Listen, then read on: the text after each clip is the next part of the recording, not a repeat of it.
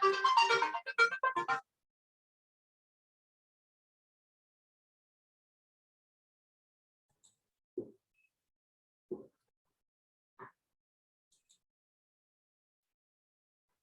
very good morning to all. I, Jayashree Deshpande, welcome Architect and Professor Habib Khan, Honorable President, Council of Architecture, Architect Sapna, Honorable Vice President, Council of Architecture, Honorable members of the Executive Committee and dignitaries from the Council of Architecture, convener and members of COA MAP Committee, our esteemed panelists for the session, and all our viewers to Rendezvous with MAP Committee Session 2. I would like to urge those of our viewers who have missed out on the first session to please check out the videos of the discussion on volumes 1 and 2 of MAP available on COA social FB page and YouTube channel. In session 2 today, we have a peek into the volumes 3 and 4.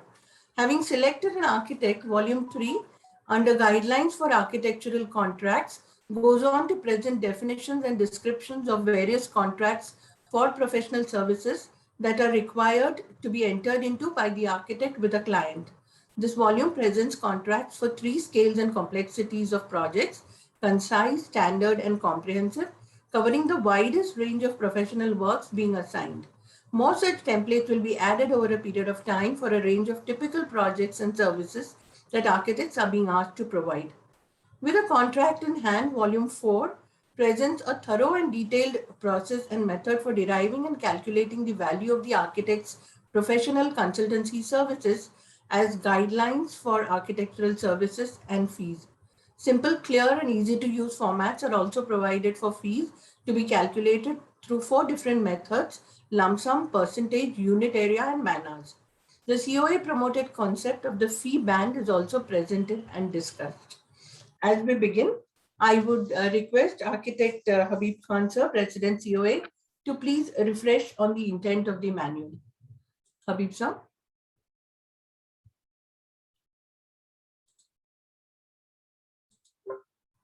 You're on mute, sir. Sorry. Good morning, everyone, and warm welcome to the second session of the Manual of Architectural Practice. The intent, like I said last time, is to create a uniformity of professional services across the country, and a standard that we all could excel by following those standards. And that has been the intent behind this formulation of the manual that this committee has so sincerely, dedicatedly, and committedly worked for the last 1.5 years. And the result will be there for all to see.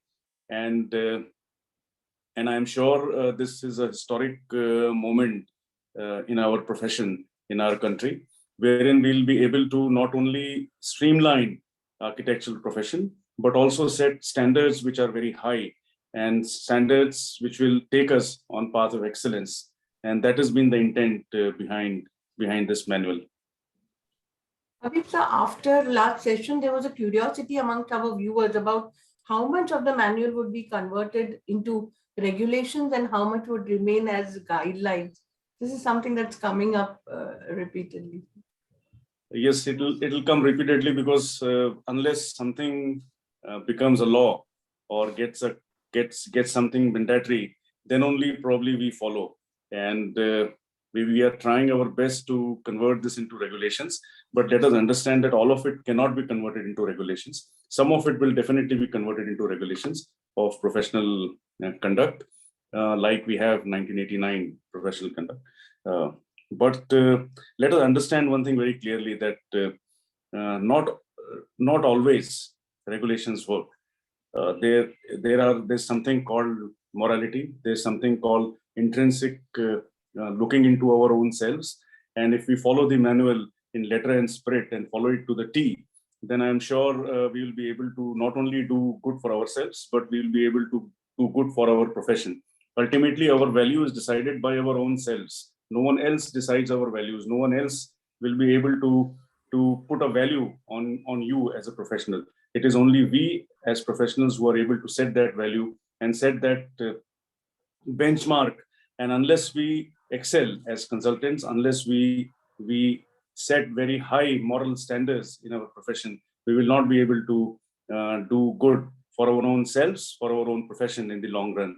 And I am sure we are trying our best to convert this into regulations. And because what happens is basically, if you see the validity and the implementation of any policy depends on whether it is binding by law. And like it used to happen earlier as well, there were many things which the government authorities or organizations do not follow because it is not a law. But let us understand that there are few other such documents like the NBC, like I quoted last time, is also not law, is also not converted into regulations. But because it is so comprehensively made that, and it is so concise and so precise that everyone refers to NBC as a standard, as a guideline in certain aspects of our profession. So same, I think I am expecting, and I hope that this manual will set benchmarks of excellence, and by default, it will be followed.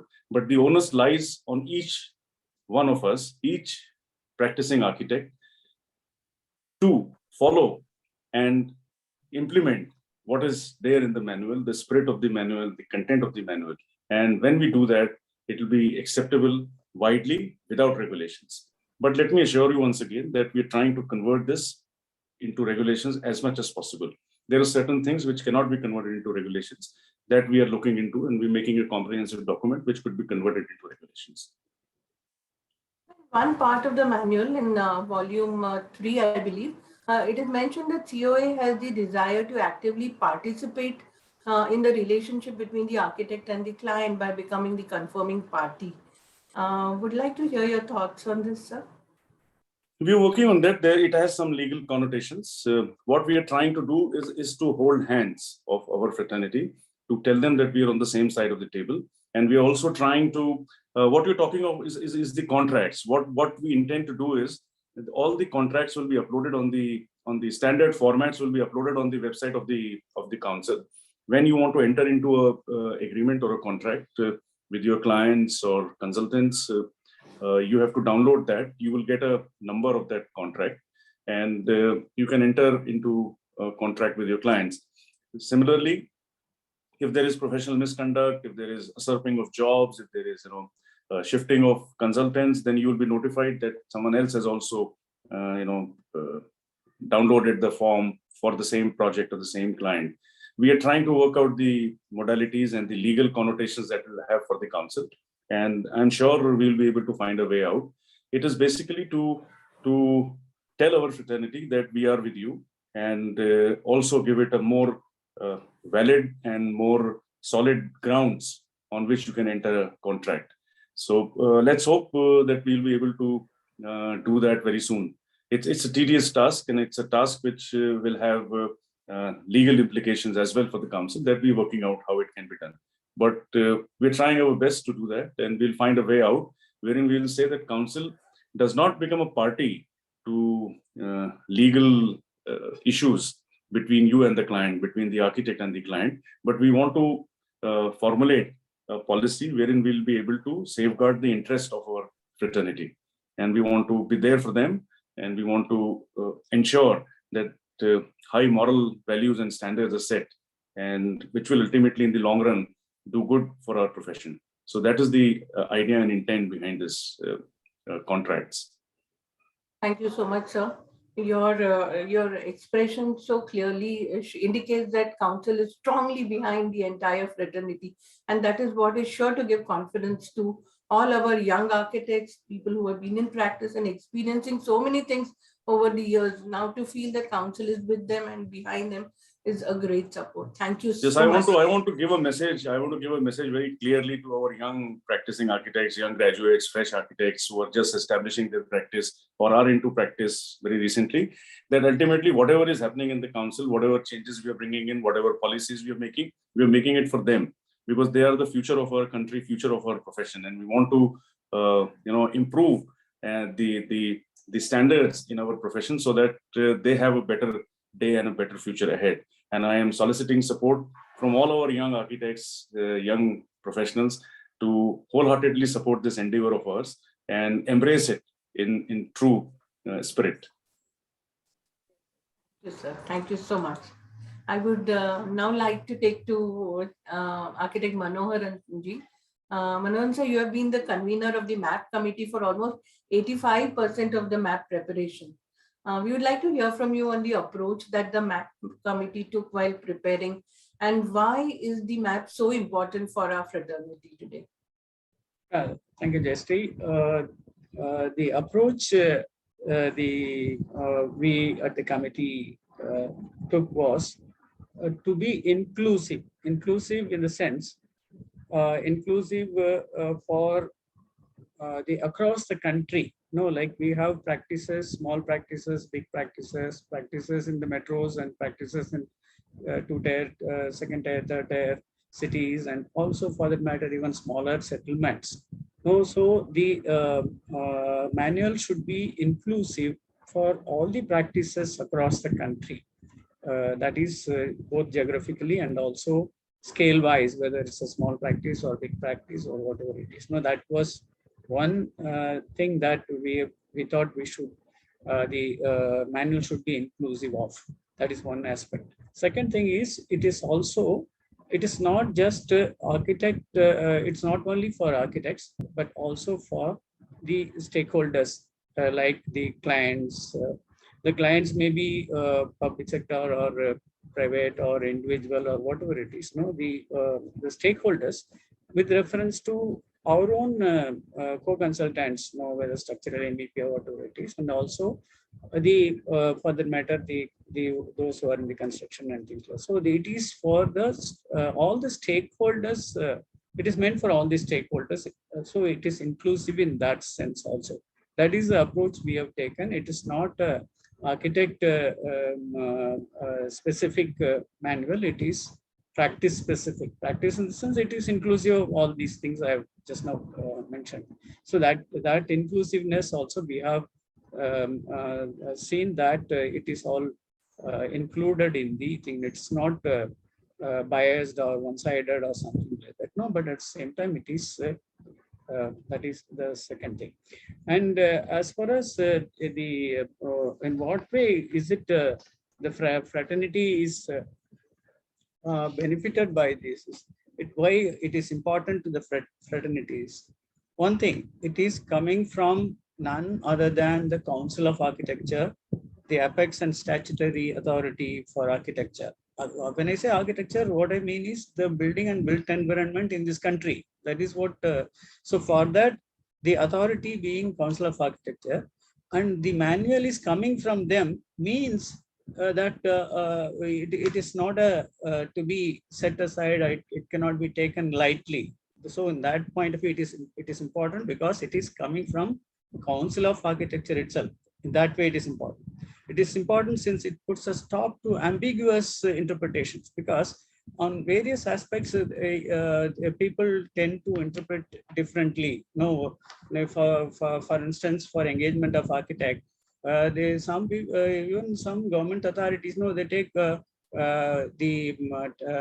tender act. Tender act in the sense to fix a contractor for a building.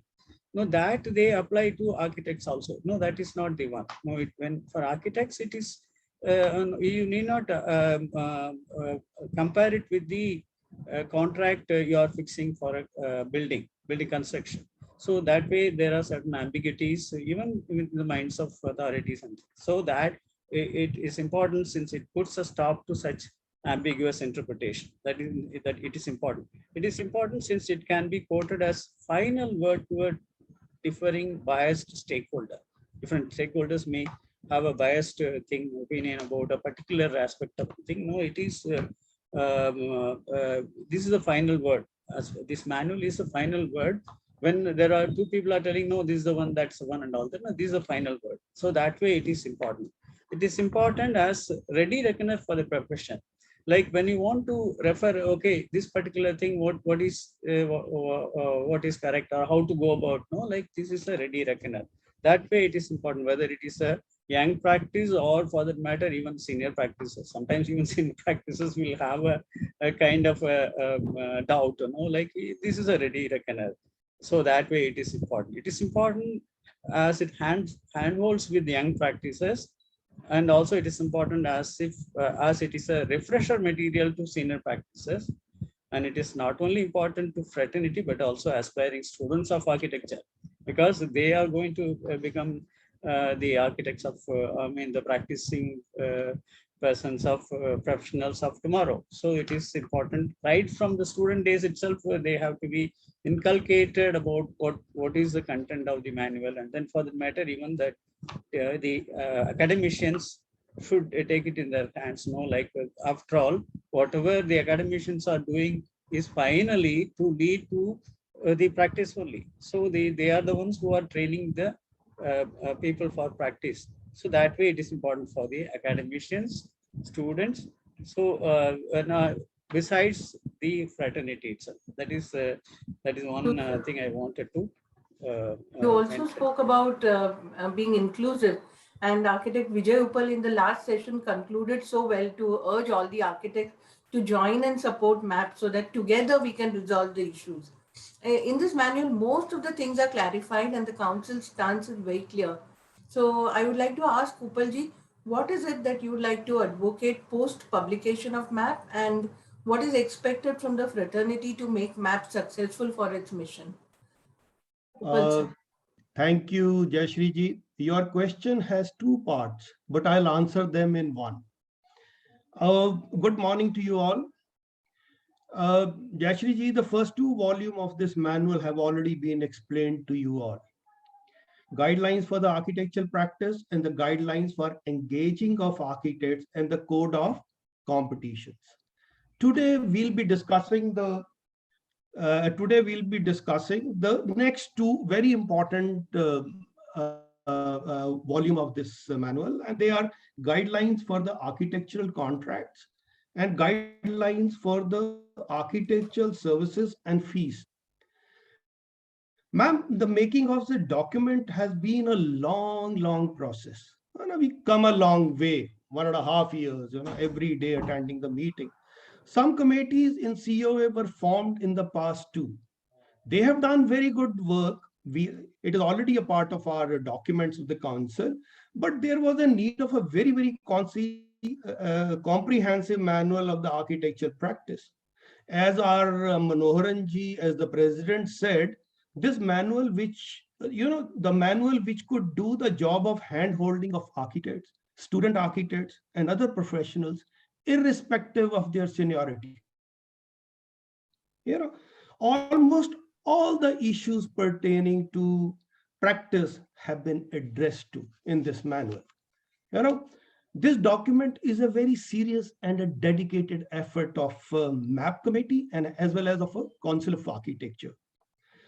We have even discussed the international manuals, the manuals of USA, the manuals of UK, Singapore, Australia, and Sri Lanka and Bangladesh were discussed threadbare. We done a lot of work on this. And can you imagine the manuals of Sri Lanka and Bangladesh were a few of the best manuals? It was so nice to read those manuals. And this is what we are doing. We are trying to do that exactly. This manual is not just for architects only, but it is useful to the clients, contractors, and other technical or non-technical persons or organizations which are connected with the building activity.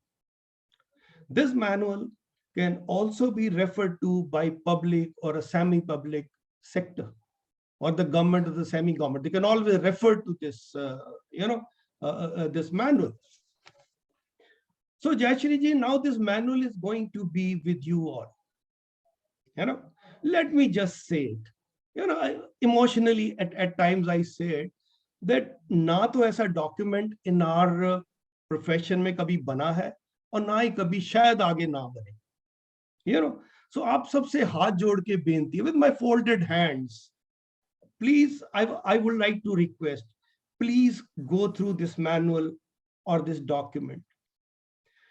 You need to read this manual with all the seriousness and get back to us with all your inputs and suggestions.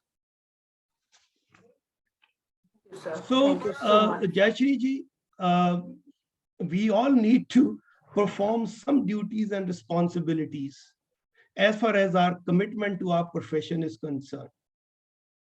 And we all cannot get away from it.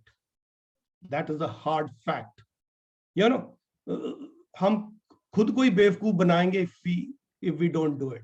You know, we'll be hurting ourselves. You know, आप ना just take an example of a horse. आप घोड़े को पानी तक तो लेके जा सकते हो, लेकिन घोड़ा पानी जो है वो खुद ही पिएगा. You can't make him drink that water. We have given you that manual. You know, we given that manual, but you have to read it. You have to go through it, discuss it with among yourselves.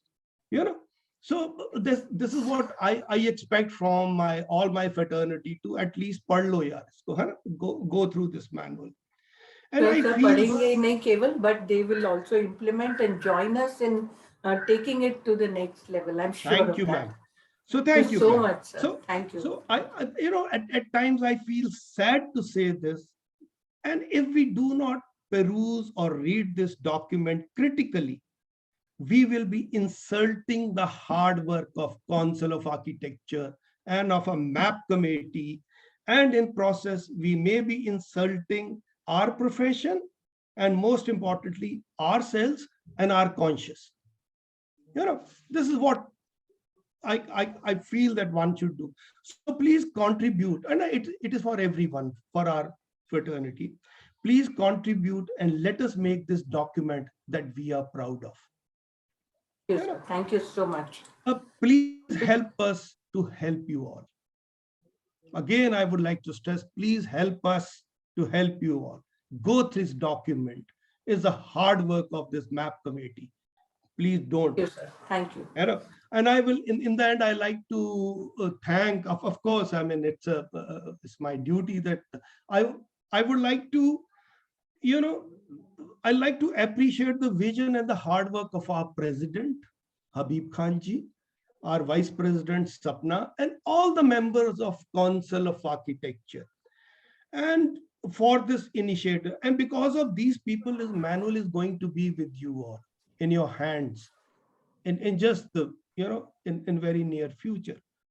So please, I would also like to request, make some ideas to the students, the people, the architects who belong to tier cities, you know, 1, 2, 3, or A class, B class, C class cities, you know, make small groups, MA studying groups, you know, they should make 5 architects, 10 architects, 20 architects, and discuss this manual among yourselves. Correlate it with your practicing, you know, very, issues. Very important suggestions. Yes, correlate this to your practicing, your practice. Where do you think this manual is complementing your practice, and where do you think that is falling short of? Get back to us. This is the input we want from you people, from our fraternity. Definitely. You know, this is what I wanted to discuss with. This is what they should do after the manual. And thank you very much, Jayashree ji, giving me this opportunity. Thank you very much. We'll come back to you soon, sir. But before we do that, I would like to request Sandeep ji to please tell us more about this volume that we are going to be discussing today. Yeah, so very good morning to everyone. Today's session is on a very important aspect of our practice. The volume 3 talks about architectural contracts and agreements. See, being an architect, we are into intellectual consultancy services. Our relations with clients are very, very long. They are very comprehensive. So it's very important that we have a good quality document that depicts all the relations, all the deliverables, all the aspects of this professional journey that we are going to conduct with client, and not only the client, with another associate consultants, all other stakeholders. So we decided that let's address this in a very comprehensive manner, because as we also practicing architect, when we meet on a different forum, one of our major topic of discussion is contract.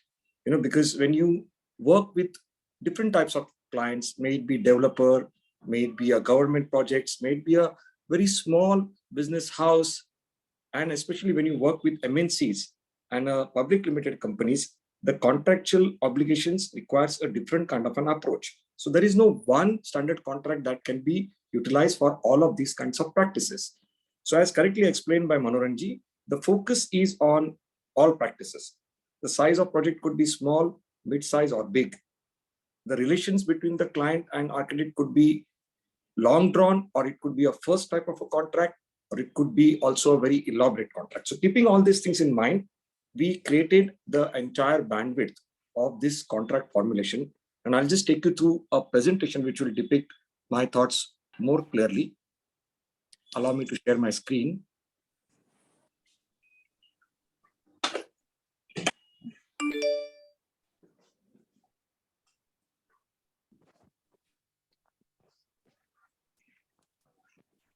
Yeah, so this is where we are now in a volume 3. And the volume 3, as we said, it's guidelines for contracts. So while developing this, we said, let's divide this into 3 different categories.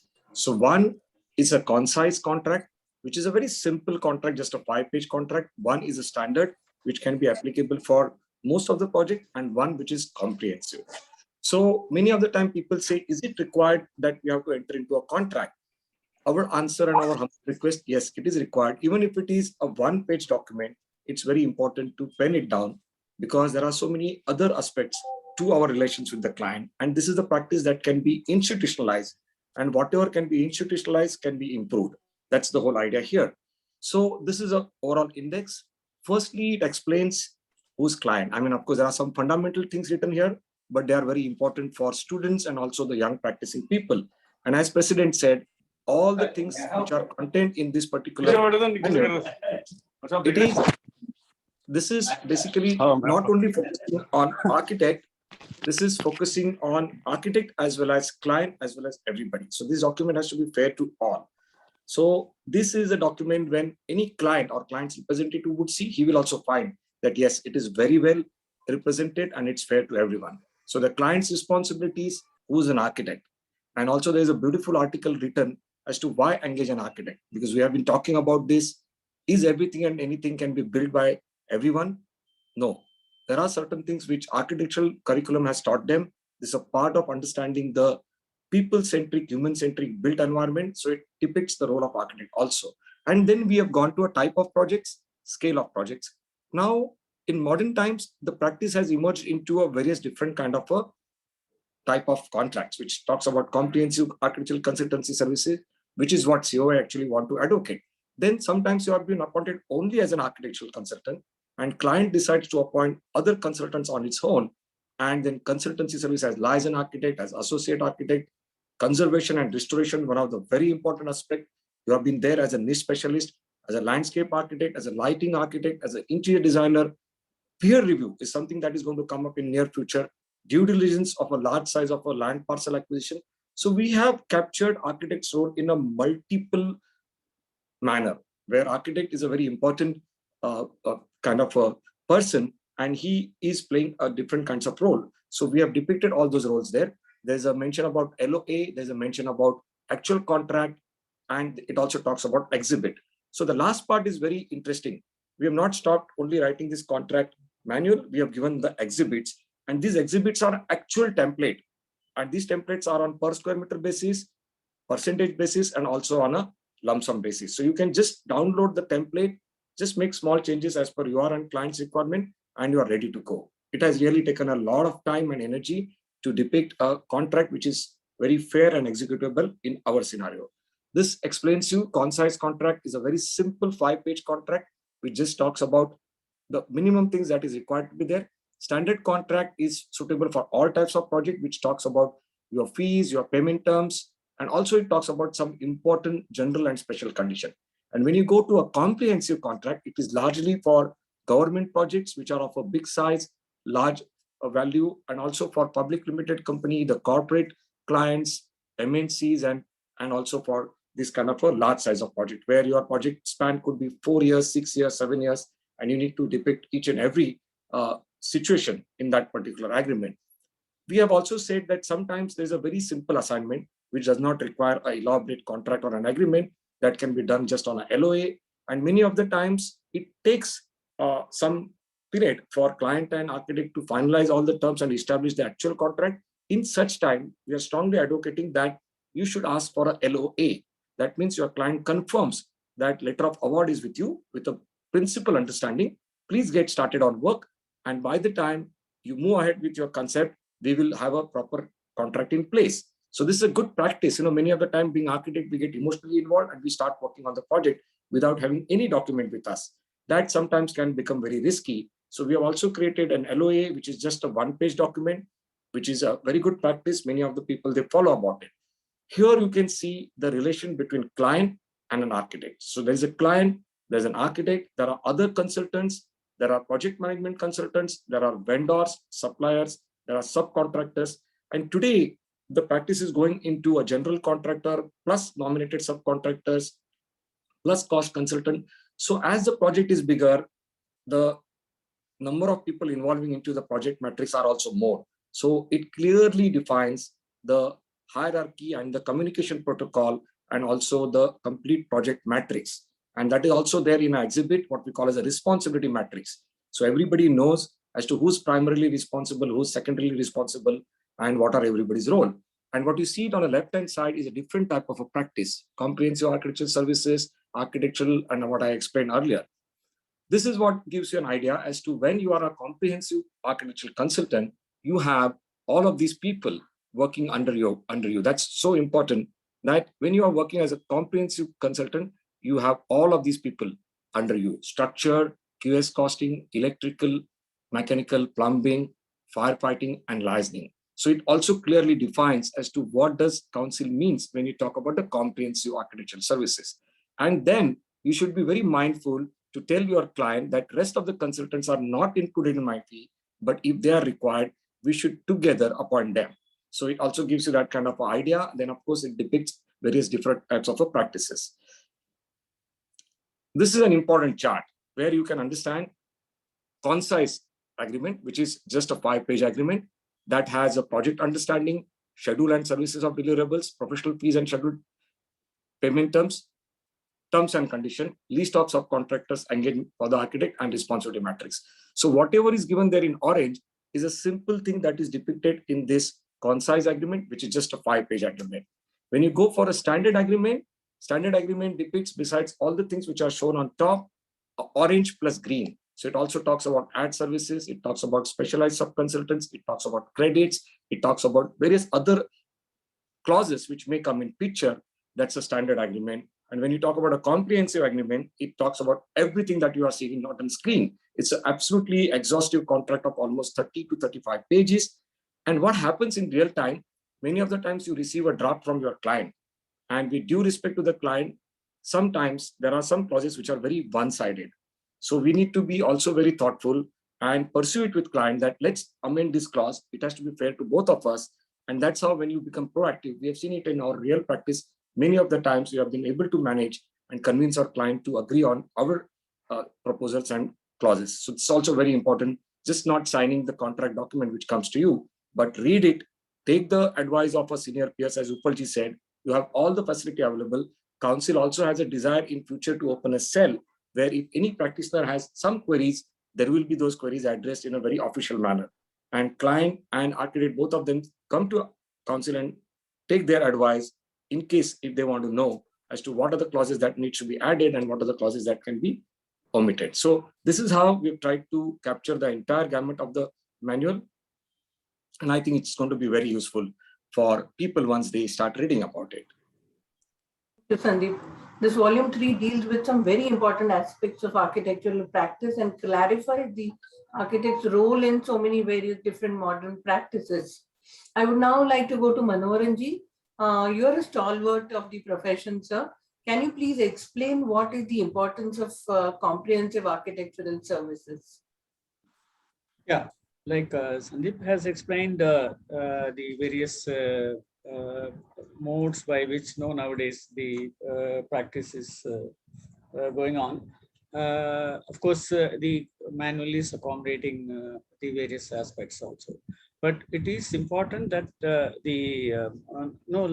some architects know they particularly the younger ones, freshers, they provide only the concept part of it or the presentation, concept and presentation part of it, and there are some who take over the approval part of it, and some help in the project implementation, but whereas the one we are talking about, see there, when you're someone is conceiving a project, no, it has to be implemented in its wholeness. It cannot be tampered with, it cannot be diluted or something like that. For that, no, it will be a good idea that the consultancy practice is from concept to completion, for that matter, even beyond. So then only there is a kind of continuity in that. There is no dilution or no undesired variations. Variations are okay, but undesirable variations are also likely to happen if it is not a comprehensive one. If it is handled by different hands without any string which is going through the whole thing. So with that in mind only, the comprehensive architectural practice as prescribed by previous COA documents talked only about comprehensive architecture, not about any other things that we have identified the various aspects of the thing, and then we have also accommodated that in this manual. But the comprehensive practice is one in which there is a less chance of undesired variations or lack of continuity or chance mistakes and so on if it is a comprehensive.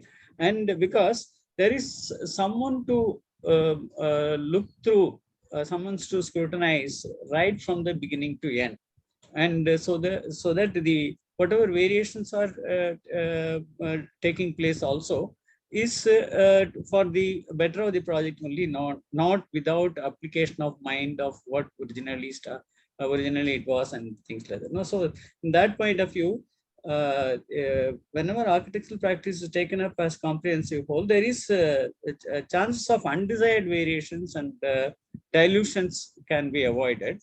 And there is someone to, so long as some of the young architects take up only one module of the whole thing we are talking about from concept to completion, they should ensure that there is someone to take care of the whole thing. Like if maybe suppose a young architect is kind of helping a bigger practice. Okay, if the bigger practice is there to take care of the concept to completion aspect of it, though there will be inputs from others, like in the case of collaboration, like for that matter, the collaboration, when we say architectural aspect and the structural aspect, for instance, architectural aspect and the MEP aspects, there has to be a kind of a cohesion, and there has to be a kind of a relationship and also a scrutiny. So for that, comprehensive practice is always good, and we have elaborated on that in Sandeep, as Sandeep has explained, we have elaborated on how it can be done. And there are the other modes are also other modes which are modules of the comprehensive architecture, not as if it is a standalone practice or something. As a module of comprehensive architecture is acceptable. That's what we have captured in the manual. I will just intervene for a minute, Jayashree, because there's a very good question posted on our Facebook by Tejas Patel. How do you ensure that the responsibility matrix and the liabilities are properly taken care of? So the manual very clearly defines and explains, when you are there as a comprehensive consultancy architect, of course, you are primarily responsible for all the liabilities, insurances, and everything. So you should be mindful to have that back-to-back contract with your associate consultants, your structural consultant, your mechanical, electrical, plumbing, firefighting, and everybody. So you have to ensure that whatever you are indemnifying to your client is back-to-back indemnified with your relation with your associate consultant. And that's a very standard very robust practice which is followed all over internationally, because all of your consultants are licensed consultants. They are also a professional dignitaries, and they would not mind signing respective indemnification which falls in their purview. So architect is a facilitator, he's a leader. He should also have a proper mechanism when he's working, especially as a comprehensive consultant, to have back-to-back agreements with your associate consultant. Thank you, Sandeep. This manual very nicely captures so many templates for contracts, and I would request Architect Vaidyanathan to explain if these can also be useful and adopted for government projects. Yeah, good afternoon, ma'am, and good afternoon to all the panelists and participants. An apt question to me, since I am representing Government of Puducherry in the council. Yeah, in general, overall, 30 to 40% of the projects of the whole nation are undertaken or executed by the state government as well as union territories. The projects comprise of various ranges, wide ranges like health, tourism, restoration of old buildings, conservation, etc. COA as an apex body to regulate and considering the above fact in a broader way for the preparation of contract templates in the manual has been studied. Thus, the templates are thus evolved or depicted as exhibits in the manual, which is a ready reckoner or user-friendly, which can be adopted by the government in these cases. The method of outsourcing in all fields are developing nowadays. These outsourcing for consultancy are also emerging in state government as well as in union territory also. The projects are also extended to the public sector agency by the government departments. In this context, the contract templates can be adopted with minor fine-tuning to suit the condition or scenario. Thank you, ma'am. Thank you for this opportunity. Thank you. Thank you so much, sir. I would now ask a question to Architect M. Mahesh, a very senior stalwart of the profession. Sir, can you please explain what are the different legal protections, rights, and privileges for architects in our country, and how this manual captures these the protection of these rights for them? Okay, thank you all the participants for coming in to hear our manual details. Regarding your question, madam, it is good and wise virtue for every architect to be aware of their responsibilities, their obligations, their duties and commitments. Also, there are liabilities for architects, there are protection for architects, there are rights for architects, and even architects can have trademarks registered on for their projects. Now I will briefly, I have a limited time of 5 minutes. I will flip through the screen. I'll show you the first screen, Architect Bijal. Can you make it bigger, pinch out bigger? Yeah. Now, can all of you hear? Yeah. What is a professional liability? Professionals are required to discharge their obligations and commitments diligently and befitting with quality and standards of service. In order to protect the interests of consumers against a breach of duty, the deficient services have been defined by the statute and legal actions have been initiated on the erring professionals. So a professional responsibility, role, and obligations do not end with delivering the designs or servicing promptly. It also has a liability aspect. If there is a deficiency, please read the fifth sentence. The deficient service is an operational word, that your service cannot be deficient because you have been given a fees commensurate with your expectations. This is the first item. That is, every architect has a professional liability. Next one. What is professional indemnity insurance? Because of there is a professional liability. In fact, there is a liability for the clients also. So there is a professional indemnity insurance. This is for architect is a liability insurance. That is, it is normally issued by the there are only very few firms in India which are issuing the professional insurance, which covers the architectural firm and its employees against claims arising from negligent acts. Again, the operating word in this is claims arising from the negligent acts and errors and omissions. So we cannot have a E&OE.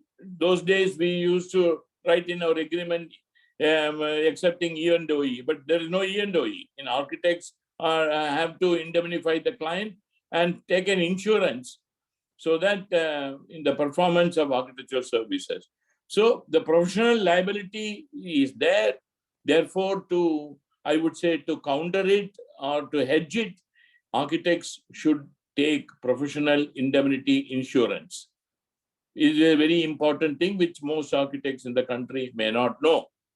Next one is, who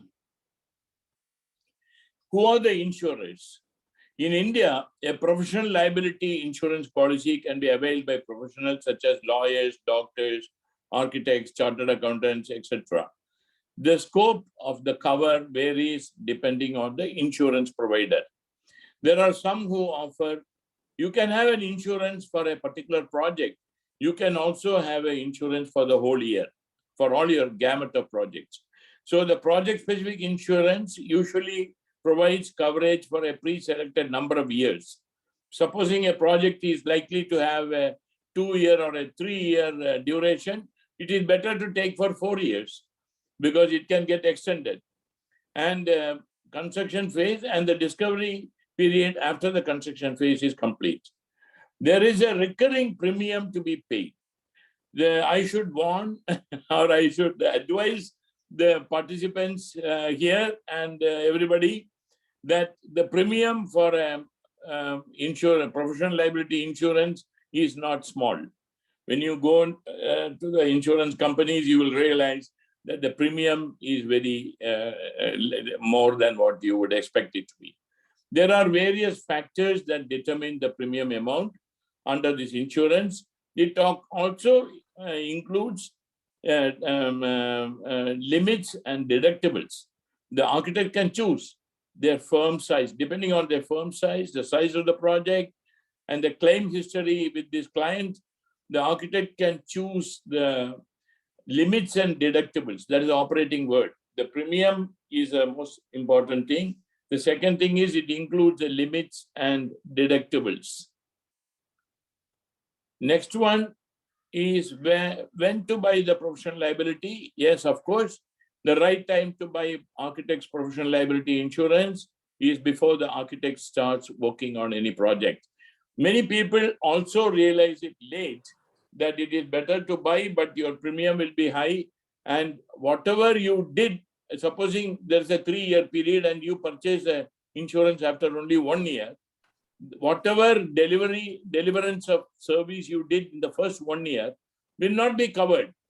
So the right time or the advisable time to buy architectural professional liability insurance is before the architect starts working on any project. Next one is the Copyrights Act. Many architects may not know in our country that there is a Copyright Act for architects which recognizes a work of architecture as an artistic work. And the work of architecture under the Act is defined to mean any building or structure having an artistic character or design, or any model of such building. So architects are covered under the Copyrights Act, and architects have a freedom to publicize, to publish, to make use of the design, to print, to give presentation on the design, and nobody, including the client, can question that. The Copyrights Act of 1957 recognizes architects as an artistic work. Next one is the Design Act. There is a design, many architects may not know. The Design Act of 2000, it is possible to register, possibly not the whole building, elements of architectural design, even a small handrail, or I won't say handrail, a handle of a door may be a very sensitive design aspect, a welcoming aspect in the interior. you can have it registered. Design Act is there under the Design Act of 2000. So the Design Act of 2000 for architectural design is something which you can avail of if you think that it should not be replicated by any other architect. The next one is a Trademarks Act. This is a final one. Many of us did not realize that under the Trademarks Act of 1999, a registration of architectural work under this act and recourse of protection it offers is possible if the architectural work satisfies the twin criteria of being a graphical representation. It's an operating word, a graphical representation, and has a capacity to distinguish itself. This is very important. It should be distinguishably very excellent. It should be good. It should be qualitative from the work of another source.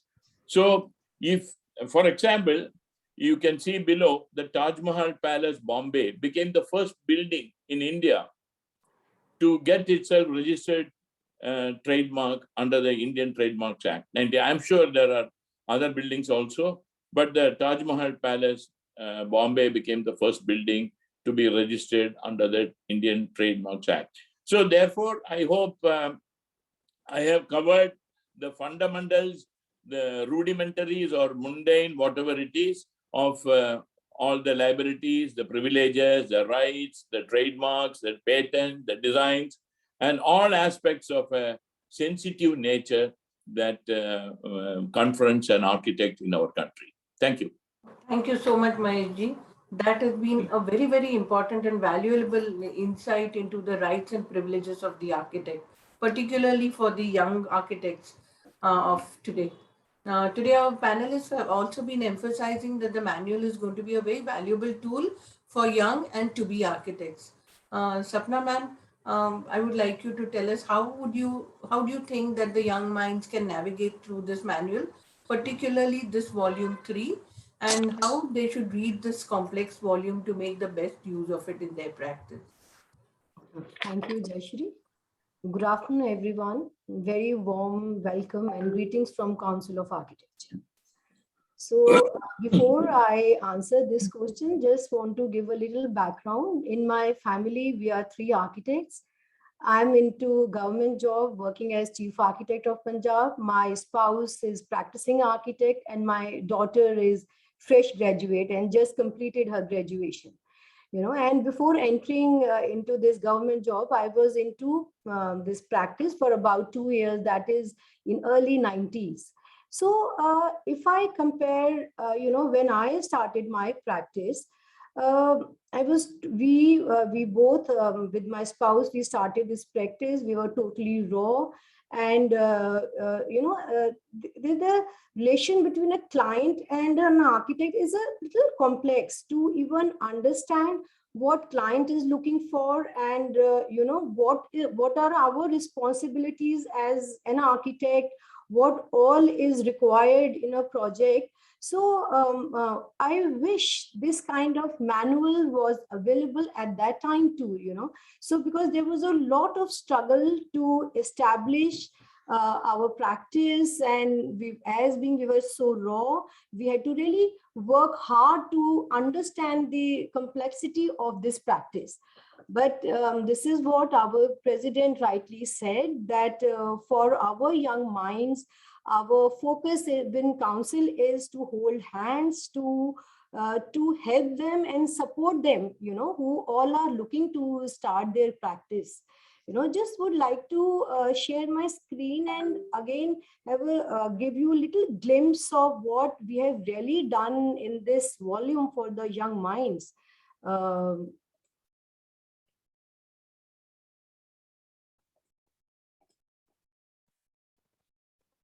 Can you see my screen, Bijal? Yes, ma'am, we can see your screen. See, I mean, right now, if you see, you can make it full screen, sorry. Okay.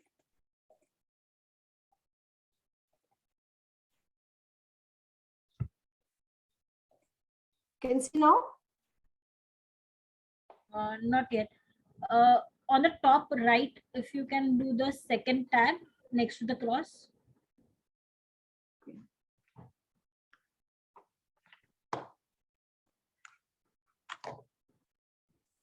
Vijal, would you like to share screen if possible?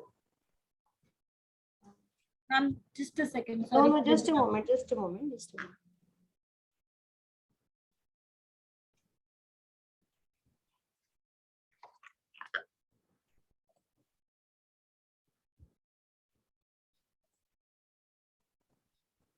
So, Vijal, what do you want to do? Top right, yeah. If you can click on that. Yeah, is that okay now? Yeah, if you can zoom in a bit. Okay. So just want to share that in our manual, in this volume also, we have gone to so much of detail where we have even discussed about the client's responsibilities, who's an architect, and what are the even responsibilities of architect. And then, I mean, as Sandeep took us through this volume where we have discussed about the contract between contract and agreement between an architect and the client. So the other day we were just discussing rightly, so many times, what happens is these young architects definitely complain ki we don't get proper fees, client last fees kha jata hai, things like that. So this is what keeping in our mind, and we strongly feel, and we want to tell all the young architects, please do get into even not contract, but get into agreement even for a very small project. This is very important, because sometimes we just feel okay, now a project has come, and one goes with that kind of a flow without penning it down. Black and white mein nahi hota hai, and so this is because we really want that in our practice, we for all the young minds to not to face any kind of a problem. And then also we have this letter of appointment also. We have given you templates, so you can just download these templates, and you can change the wording if you want, but that kind of sample is there in front of you, which will really help you to go ahead in your practice, because we just grew with the flow when we started our work. But for you, young architects, we want you to plan your practice. You grow, with the planned one, with the total awareness, with the total knowledge of what is happening. It is just like the way we have a Google map is the way we have to reach somewhere, we follow the Google map, and we have the right directions in that. So this is what we want you to have, that this kind of we want to give you the roadmap in your practice, so that you have right direction. You can start your practice, and have read the manual in detail. And for also, there was a question how to read it. So for all the young, our fresh graduates, our young minds, please sit with your mentors, sit with your, wherever you are working, with your boss, with your, senior architects, and read this manual in detail. This will definitely help you to establish a very good practice. And also for all the senior architects who have their offices and their practice, to keep this manual, all the 5 volumes, in their library, and do discuss among yourself and with the architects. And even for all the institutions also, I really want every that institution should have this kind of volume in their library. And even we'll see how can we include this in our syllabus also, so that from right when they are students, they are aware of all these volumes, and they don't face the problem the moment they get into practice. Thank you, ma'am. Thank you so much. Before we conclude on volume 3, Sandeep, from your background of a large practice, would you like to elaborate on some of the key features and important aspects of the manual, like indemnity, insurance, and risk management? Yeah, so actually, you're right. Just to keep the long story short, as I said, it depicts every complexity in a large size of project, and also in a different types of project. So it also talks about additional services, variation orders, because being an architect, when you work on certain large size project, so many revisions comes in picture. An architect needs to get paid for those revisions. If your contract is weak, there are higher chances that you may not get paid for those revisions, etc. So we have learned a lot during last 10 to 20 years, especially when there's a constant revisions into development control rules, there's a constant revisions into the marketing feedback. Many of the architectural projects do not go linear, they go in a multi-dimensional, and that naturally puts a lot of additional efforts for an architect to engage. So this particular manual also explains how nicely you can capture those situations, talk to your client, and make sure that you are in a safe hands. Similarly, as Mahesh has very well explained, indemnity, insurances, intellectual property, protections, copyrights, all of these things are available now. All that we need as an architect, besides being good in our design abilities, we should also have a little bit of efforts towards the commerce and the legal side of it. That's the right thing to do, because you have to compete with the international peers. So all of these things are there in this manual. Thank you. Thank you so much. Do take us through the contents of volume 4 now. Deals with the guidelines for architectural services and fees. Sandeep, over to you again, please. Yes. So now once we were done with the contracts and agreements, we also captured the different typologies of contracts. We said, let's now move to a very, very important aspect. Again, this aspect has been discussed on several forums over a period of time. Unfortunately, the practice has been marginalized. The fees have become very meager. And this is one of the biggest concern that everyone has. The kind of fees those have been paid or those have been claimed are in a very alarming situations. So earlier guidelines of the Council of Architecture also explains as to what is the standard fee structure that we would like to advocate, but we have gone many miles ahead this time. And we said, okay, this is an important aspect that needs to be again addressed in a very comprehensive manner. And we developed a volume 4. So let me share the screen and explain the contents of volume 4, which is on a guidelines for professional fees.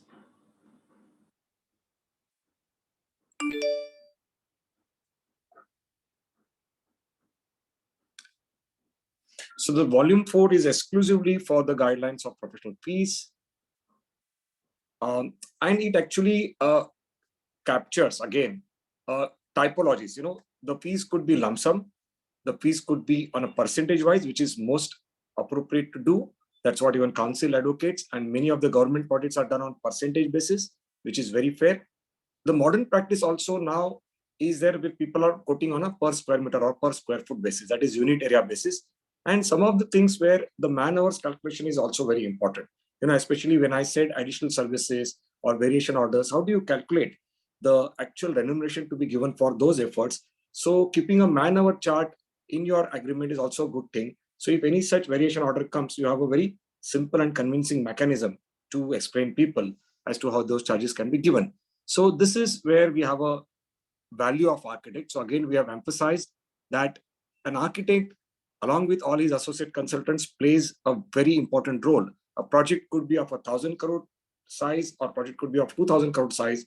The fees of architects would range maximum between 4 to 8%, but that decides the fate of the entire project. So again, that importance has been explained here. Architects compensation, how it can happen, the compensation methods that we have given it here, the consultancy services, and then we are talking about the scale of minimum fees. And it's not only talking about the fees, it also talks about the deliverables, approval at each stage. It talks about payment terms. It talks about retainer, how the billing should be done, because today you have a GST coming in picture. When you raise your invoice, you have to pay a GST. And if your payment gets delayed, you have a double whammy. So how you can create a demand letter, how you can create a request pro forma invoice. It talks about the complete relation once you have a contract in your place as to how to monitor and operate the contract also. It talks about reimbursable expenses, and it gives you a detailed fee table. And we have taken care that engineering consultants and other associate consultants, which are included in the primary contract and which are additional, and how to calculate their remuneration, that also has been given over here. So then we said, okay, all the projects are not same.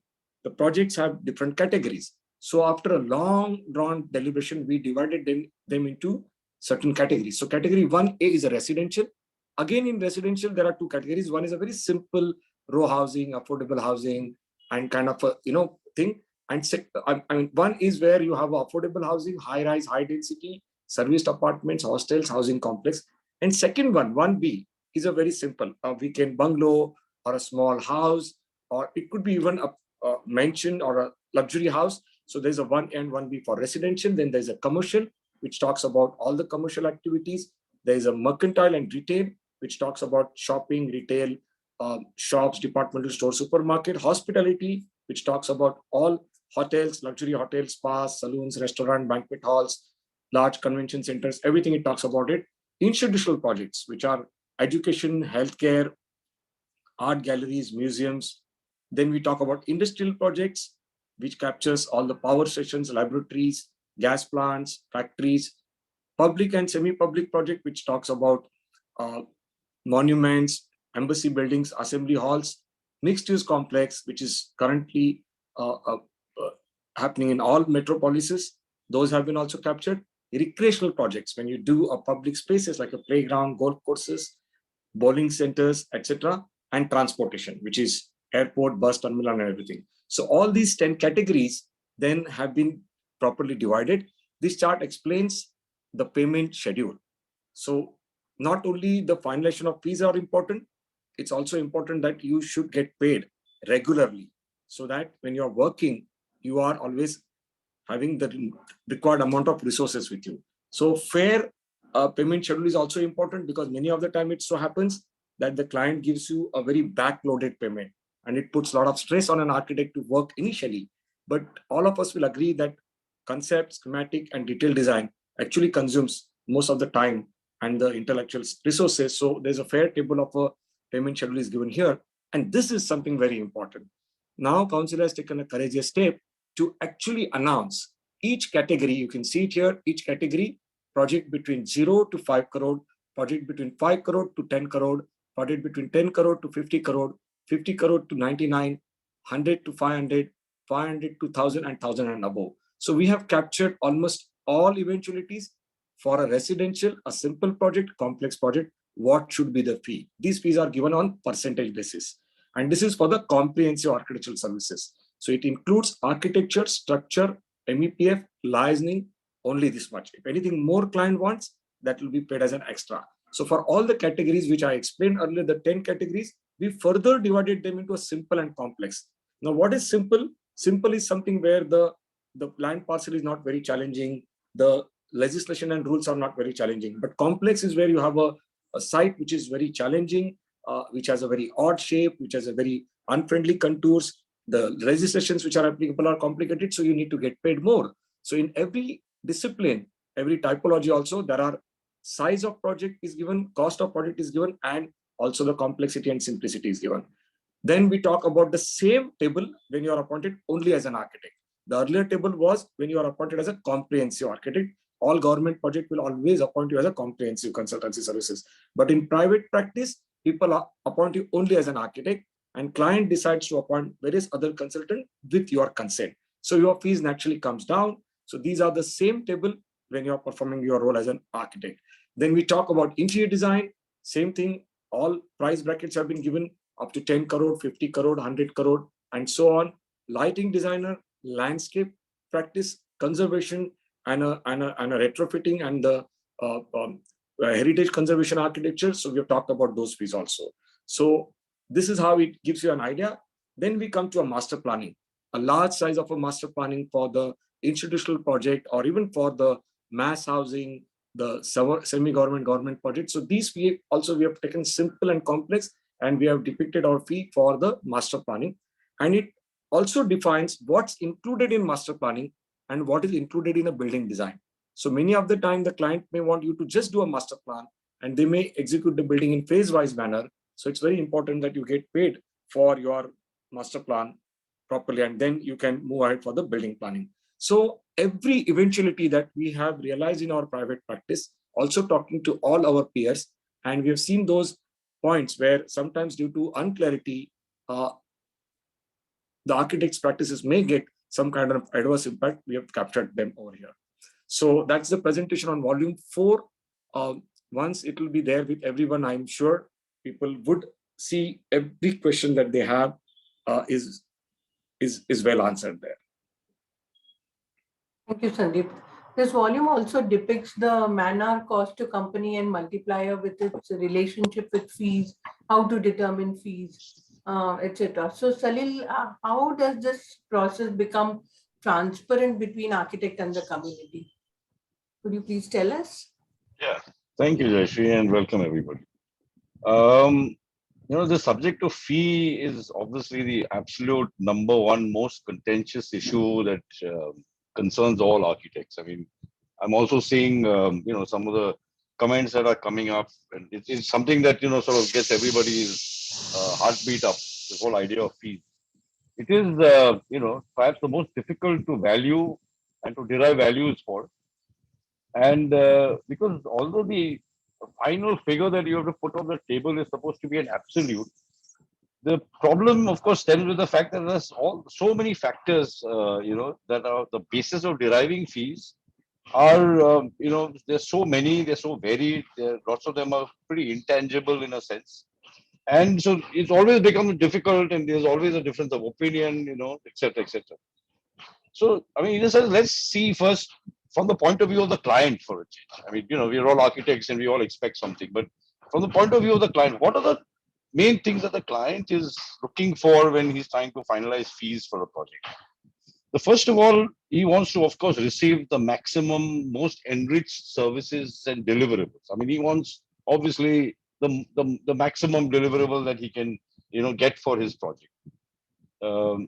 Excuse my reference to gender, but I mean, this is just, in a manner of speaking. The second thing that, of course, the client wants is to perhaps pay the least value for all these big package of deliverables that he wants to get. He wants to pay the least value of a stipulated benchmark. I mean, this is something that the client always dreams of. And the third thing, of course, is that he probably wants a clear, visible, transparent, probably stipulated sum of money as the fee. I mean, so these are the three things that I think typically a client would be happy to have, on his table to say. So, I mean, let's address this in a sense, in a very short, brief way. Let's look at it, therefore, from the architect's point of view. I think the most important thing that we have to do, and after seeing, this volume 3, for example, clearly the most important thing that we have to do, number one, is to define very, very clearly, in a very, in a sort of a deep manner, the depth of the services that we have, that we are going to offer for a project. I mean, it varies from project to project. What is the scope, and delineate is very, very important. Also to, in a way, form a boundary, a Lakshman Rekha that says within this boundary, everything that's included is of course part of my responsibility, and all these things are outside of the boundary. And if you ask me to do that, it probably will entail additional services and therefore additional fees, etc., etc. So these are very things that, very clearly we have to first define that, and maybe comes up with some discussions with clients, etc. It's not something that necessarily only happens online and sort of just exchange of letters. It's something that you need to sit across the table and understand even the aspirations and expectations of the client to put this first, the list of the services. The second thing, of course, is to be able to commit from our side what are the deliverables that we have to do in order to provide these services. And there are, at the different stages of the project, this list of deliverables always change. What do you do? I have to do at pre-concept or pre-design stage, doing a project analysis. What do you do at concept stage? Am I supposed to make a PPT presentation? Does this guy need it to have 3D images in it or not? Does he want a model? I mean, it cannot just be understood to say, "Oh, I thought you were supposed to make it." It's we have to be careful and put it down. When we start making drawings for the project, at what scale are the drawings? What will be the size? It will be A1 or A0 or A2 size drawings. Am I giving hard copy, soft copy? What is the level of detail that we want to get into? Even looking at documents. I mean, are you making comprehensive tender documents? Are you giving detailed specifications? Are you going to make reports? Are you going to take minutes of meetings? Even each of your visits to site, are you going to, can be actually defined and enumerated? So it's very important for architects to actually get down and think before you actually just sort of start tossing numbers across the, on the table, to say, what are the services I need to give? What is my commitment to this deliverables? And the third part, of course, is what is, in order to put all this together, what are the kind of personnel from your office that need to be involved in putting all this together? Senior architects, junior architects, drafts people, all your, secretarial admin sort of backup work. So there's a whole bunch of people that you have to commit to a project. The project of whatever scale goes on for maybe 2.5 years from the time the client actually walks into your office and starts asking for first, your time is being taken, people are being engaged, and there's a cost to all this. So these are all, things that have to, in a way, ultimately add up. So there are various ways that we've discussed: percentage, lump sum, percentage, unit rate, which is the most popular. The percentage is used mostly by government, public sector. Unit rate is being used a lot by developers. Lots of corporates are, asking for unit rate costs. And then lots of times, having worked out these on, from a starting point of percentage calculation or a starting point of unit area calculation, they come to a lump sum and say, let's just freeze the fee at this one value. Uh, there are pros and cons for each of these. The percentage allows for long stretch projects where even inflation is taken into account when your fees get calculated. Unit rate sort of doesn't account for inflation in a sense. So if projects are getting delayed, you realize that you're probably making a loss on the project, et cetera, et cetera. So there are things. So in a way, the most scientific, detailed way of actually calculating this is the manner way, where you're actually saying, these are the personnel from my office, that will be engaged in this project, and on the basis of this group of personnel, what are the costs that are involved? There are three factors that come into play. One is, of course, to say that there is there's a cost to this, the basic salaries of these people who are involved in the office. There is a team of, say, 5 people in the office, the senior architect, 2 juniors, supporting them, and there are, say, 3 draftsmen, for example. So a group of 6 is sort of handling this project, and they're going to be engaged in this project over 36 months. Maybe the top 3 guys continue, the bottom 3 guys from draftsmen maybe become site engineers, or maybe at some point in time interior designers, etc., etc. So maybe that group of 6 stays, but there is the personnel change as the project sort of evolves from month 1 to month 36. So this costs the company. You have to pay these people salaries, their bonuses, their off hours. So there's a basic sort of a cost of the direct cost of the project, including their insurance, etc., etc. Then there is an overhead multiplier, because ultimately these people are working in your office. You have to pay your rent, you have to pay for your air conditioning, your electricity, your prints, you have to pay for the computers, the software, the servers that you engage. There's a whole bunch of non-billable staff in the office that are not directly involved in projects, but they are all there in the office. Whether it's your secretaries or your driver or any support staff that you might need. So there's a whole, and there's a debt servicing, etc. So you have this whole group which is indirect, like an overhead multiplier. And the third part of it, of course, is a profit multiplier. I mean, everybody's in it for, you're in it for the money. You have to, for example, have a value for the intellectual capital you're putting in. There is a reinvestment in the firm in terms of buying new software, hardware, etc., etc. And so there is all these aspects. So typically, this comes to a value which is in the manual. It sort of looks at it. It's like between 2.5 and 3 times the cost of just the salary component of this whole manner calculation. It provides you the most scientific way of doing this calculation. Also helps not just for the, for additional works, but it also helps when you're, for example, perhaps lots of projects, and you see with a lot of foreign consultants, overseas consultants, they do this sort of a thing for the total fee for the total project. I mean, they're very, very accurate. But for that, you've got to have time charts and time sheets that are being filled in every day in your office. You've got to have a very, very good idea of the actual list of deliverables you're going to put out, the actual amount of time you take to make everything. But believe me, if you can manage to do that, it probably is the most scientific way, and it's very difficult for a client to refute, to turn around and say, yeah, ye number kahan se aa gaya. It's not possible because you've got all the backup for it.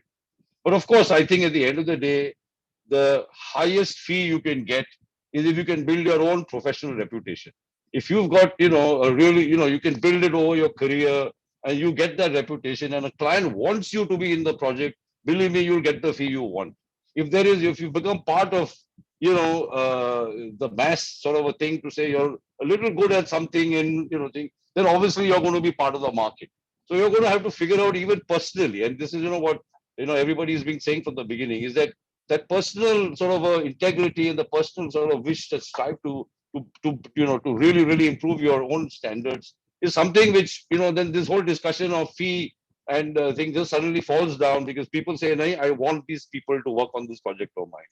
And that's pretty much it. You become the Amitabh Bachchan of it. Everybody will pay you anything. So thank you. That's right, Salil. You put across the point so well and so clearly. Thank you so much. Volume 3 explains various clauses of the contract, and Volume 4 touches upon the appropriate fees with good interconnection between the two. Prashant ji, your practice does projects pan India and knows the diverse cultures of the country. Could you give us a quick insight for effective implementation of the contractual terms, especially the deliverables and the billing point of view?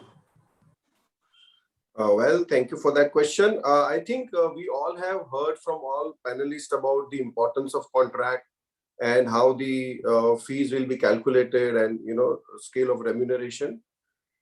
I'm assuming that this will motivate the younger generation who come into the practice, and they will now be signing the contracts. And for certain reasons, there are many reasons why these contracts are not signed.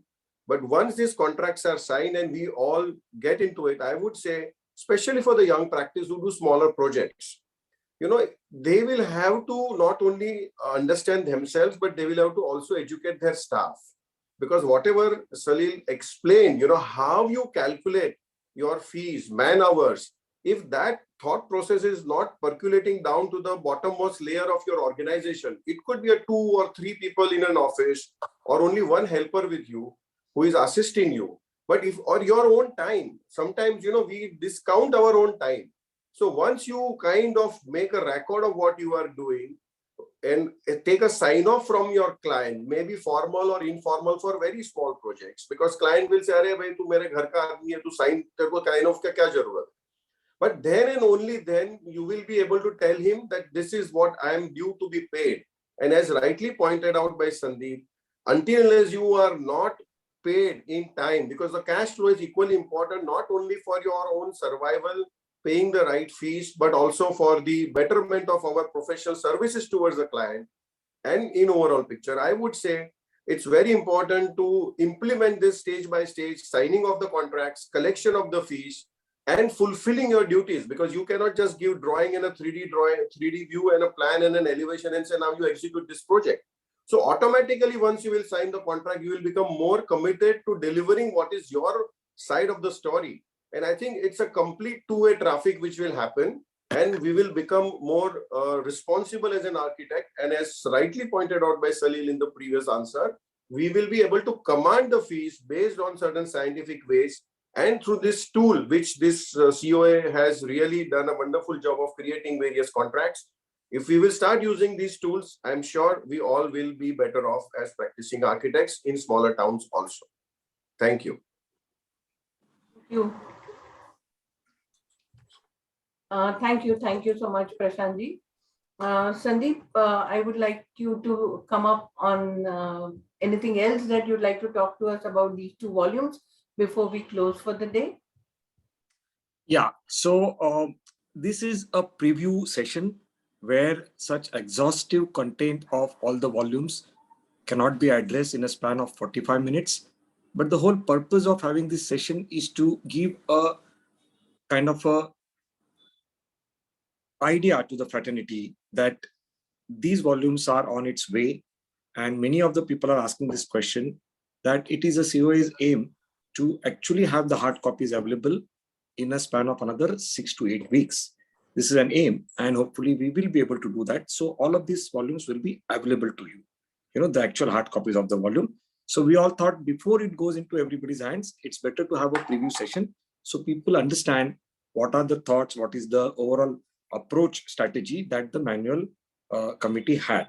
So, and we truly feel good that if not many, few people are attending these sessions, and I'm sure many people view this post. It is there on a Facebook and on a COA social, because I could see that there were more than 3,000 hits for the last session. So it has to be inclusive, like all of us have been saying. And one more thing I would like to bring it to everyone's notice, that this is not a static document. This is a very dynamic document. We promote and we also anticipate that this will undergo revisions. So our practices are going to have a different kind of shifts in future. So no document can be valid for more than 3 years. So even these fees guidelines which are given there, we personally feel that they are good for 3 years. So every 3 years, COA will have a mechanism to judiciously inspect what are the new factors that is influencing architectural practice, like Salil said, and this will get updated. So it's a kind of a manual which allows the fraternity and especially the young minds to take it ahead. So there is a good content, there's a good menu, I would call, which can be further elaborated and which can be further made more richer and better. That is how it is.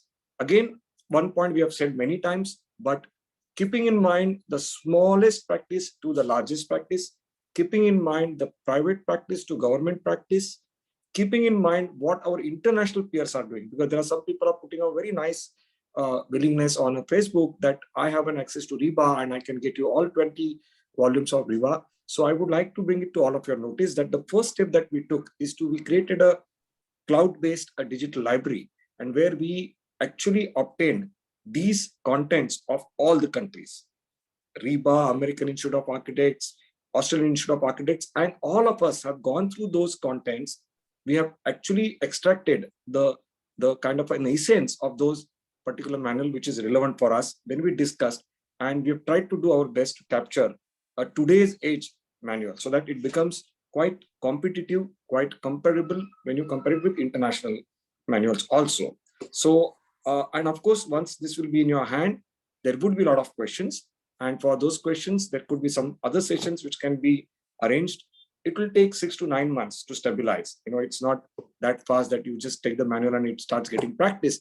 But the more inclusiveness, more suggestions, comments, value additions would make it more better. That's what I would like to say. And contract and fees is one of the most tangible content of these 5 volumes. And I'm sure that is a major concern of each one of us that's been addressed over here. Thank you, Sandeep. I would like to invite Vijay Uppalji to talk about the marginalization of the fees and the volume of the value of an architect. Uppalji, please. We have just a couple of minutes, so. Yeah, thank you, Jayashree ji. To speak about this issue, I would like to share some of my practical experiences.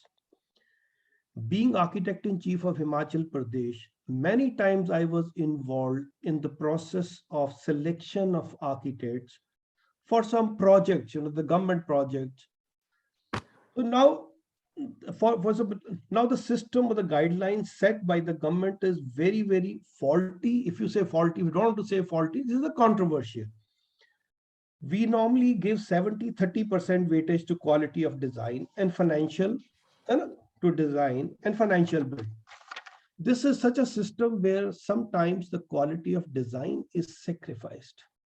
You know, the quality design is sacrificed because some competing architects or the architect give absurdly low percentage and they get the project because of the weightage given to the financial bid. You feel bad, you know, at that point of time. Actually, this process marginalizes the fee as well as the value of architecture, and in the process, the value of an architect. And this is done by few of the very established architects. Let me tell you that. A very senior architect, I feel bad about our fresh junior architects. You know, they don't, at times, they don't fulfill the criteria. They don't get into this system. Actually, for marginalization of fee and the value of architect, we have to blame ourselves. We don't have to blame anybody else. As Salil said rightly, it has to come from within us. You know, when we quote a fee, and at times, you know, we get into wrong practices. We quote 0.5 to 0.75% of fee, and we know that this type of a fee, we cannot even run our office. No, even with the official office expenditure. So it's clear that the professional will get into malpractice sometime. This feeling has to come up. I know this, so they can do it. It's a personal choice. But what to do with these people, the very senior people? How can we, how can we kick their conscience that at least give something, some kind of a respect to our profession? This type of a people, then system starts there. The quality of design, even the the respect of the profession goes down. That's what I was want to tell you. Yes, this volume will revitalize the overall fee of the architect if he or she follows the guidelines given for the fee structure.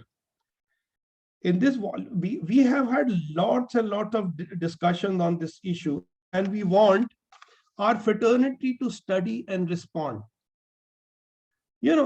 This fee structure is based on the fee structure given by this MAP committee is based on scientific lines. We have gone through again and again. I think the maximum time has been taken by this this volume of the manual. So let's not get into that. Let the people think about it. They should study it. And if there is anything which they want us to rethink or whatever, or they have some ideas, please study and follow and get back to us if in case they have. Thank you very much, Jayashree. I like to say that. Thank you so much, Upalji. That was so nice of you. I would now request Architect Sapna ma'am to please propose the concluding remarks for this session. Thank you, Jayashree. On behalf of Council of Architecture, I really want to thank my dear audience for supporting this platform, and for a wonderful, thank you so much to MAP committee for a presentation today, for your hard work and your commitment. So we have reached to this stage that we have finished our 4 volumes. And want to thank Architect Sandeep Shikre, Architect N. Mahesh, Architect Vijay Uppal, Architect Salil, Architect Prashant, Architect Manoran, Architect Vetendin, Architect Vijil, and Architect Jayashree, and all the supporting staff from Council of Architecture, our registrar, Shri Oberoi, and our legal person, Deepak and Harpreet, and all those who were there on the backstage and supported this platform. And for all dear audience, stay tuned with us. We'll be there on 21st November, Sunday, with our volume 5. And thank you so much. Thank you. Thank you, Sapna ma'am. Volume 5 on Sunday, 21st November, we will be meeting again from 11:30 to 1 p.m. as usual. This volume is a general advisory to all architects on the wide and varied aspects of setting up and guidelines for the management of firms. Please do join us for sure, and please share your queries, doubts, and anything else that you'd like to know about MAP on the email address coamapinquiries@gmail.com.